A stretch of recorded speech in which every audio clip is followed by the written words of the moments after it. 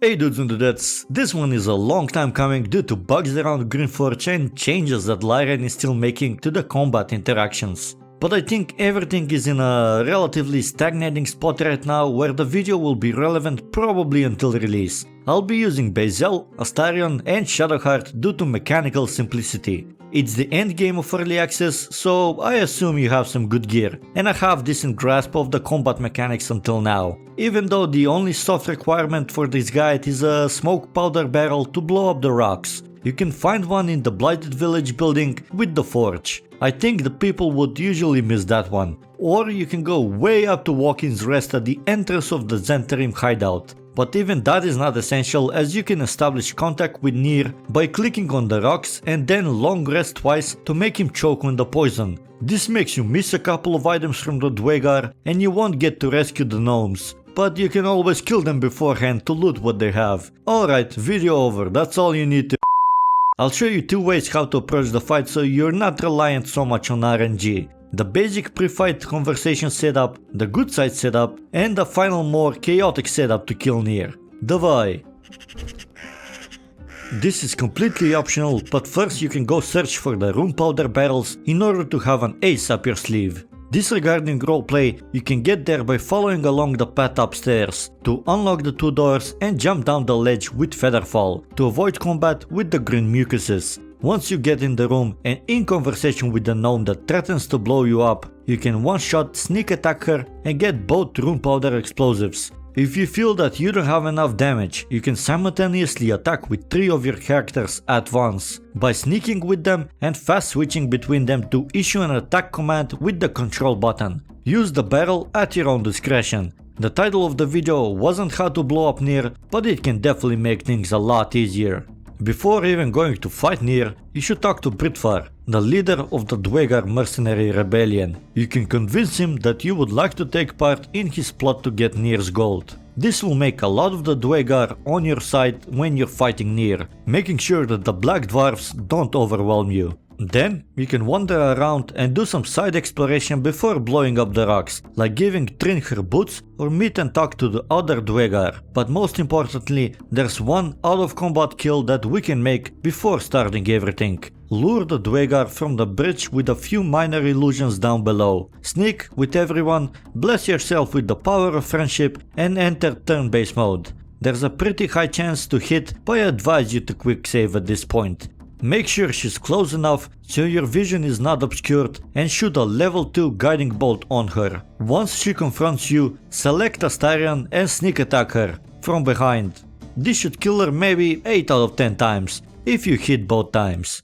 Sometimes maybe good, sometimes maybe shit. Get everyone between the big circle and the rocks. Set a smoke powder barrel from the Blighted Village, drip your bow and fire, and blast open the entrance by shooting the barrel. Enter turn-based mode, get Shadowheart to learn her Create Water ability and clear the fire, because it bugs out the gnomes getting out, which turns everyone hostile. You don't want that. You can switch her spell after casting it, but it's not necessary, because you don't need a lot of spell variety for this fight. I think the more good side path is what most people will like to play as, so I'm going to start with that setup first. Even though the chaotic fight is easier and technically you don't even need to take a turn and still get all the items. So you're still in turn-based mode and Nere is about to come out. Move your main character in front so that Nere talks to you instead of your companions if you want some approval, because your dad never told you that he loved you. You will protest and stop Nere from killing more gnomes, then talk shit until Britfar gets annoyed and you're forced to choose a side. You will choose to side with Britfar. While in conversation, or possibly when you clear the water, move Astarion at the bottom edge of the tent next to or possibly in between the mine masters so he can trigger an attack of opportunity. Place lae'zel right below the ladder and make Shadowheart run up the ladder to heal or have some high ground bonus on her spells. Prepositioning in situations where your gut tells you that things might escalate is very important if you value living.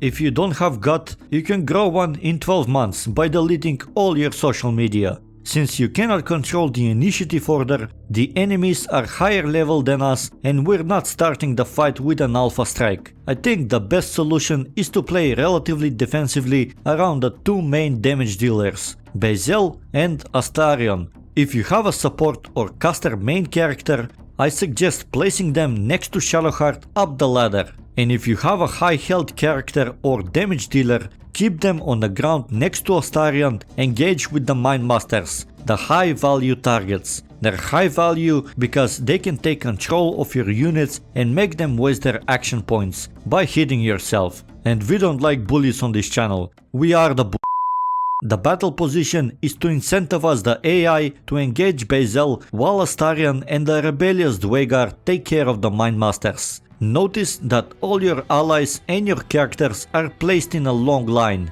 Think of this as a battlefront where your goal is to advance towards Nere while having support from both ends of it. By the second turn, reinforcements from the rebels will arrive and they will engage the remaining Dwegar, which will give you the opportunity to focus on Trin or Nere once the Mindmasters are dead. During all of this, don't forget to use poison or fire from the drop torches to maximize the damage output. Once you kill Trin and attack Nere, be aware of his shield of screams. It will damage you every time you hit him, so either bless yourself with the power of friendship before engaging or attack him with spells and scrolls if you're low on health. Or you can let the Dwegar finish him when he has his shield up. After the fight, Britvar, or if he's dead, his replacement, will come and talk to you about the deal you made, and you can both have the chance to renegotiate the gold and persuade them to free the gnomes so you can finish both delivering Nere's head and saving the gnomes. The chaotic side is a bit more metagamey and you don't even need to do any real fighting, since the AI does everything for you. So I'll only shortly mention the positioning and the dialogue choices. First, do everything in the pre-fight setup. Nere comes out of the cave and you encourage him to kill both the gnomes and Trin. Position yourself next to the rocks and then side with Nere in the battle. Nere and the Dwegar will kill the Britvar gnomes by either pushing them into the lava or straight up overpowering them. Once the rebels are dead, talk to Nere and convince him that he should abandon the Absolute because he's been lied to. Now Nere and the Dwegar are not allies, even though the game might lead you to believe that they still are. Start attacking Nere and when confronted, switch to a different character and attack him again. Do this until the combat starts. The Dwegar will be on your side and attack Nere. The battle is 8 against 1 and Nere will be around 30 health, maybe. You don't need to do anything at this point, just wait for him to get massacred and loot everyone that's dead. You get all the powerful items this way and the full amount of gold, without needing to hope that some of your comrades die. After both methods, you can still talk to Nere's corpse and find out about his lore and the Absolute's network. But more importantly, you can chop off his head and loot his body for the Nightwalkers and the Sword of Screams. You can also get his lantern that is supposed to aid with the passing of the Shadowlands, an area which is locked in early access. Some other notable items are the Deep Delver from Britvar, Cap of Wrath from Tud, and Ring of the Absolute Force from Trin. That's about it, dudes. I hope it was clear and I hope you learned something. Have fun and have a beautiful day.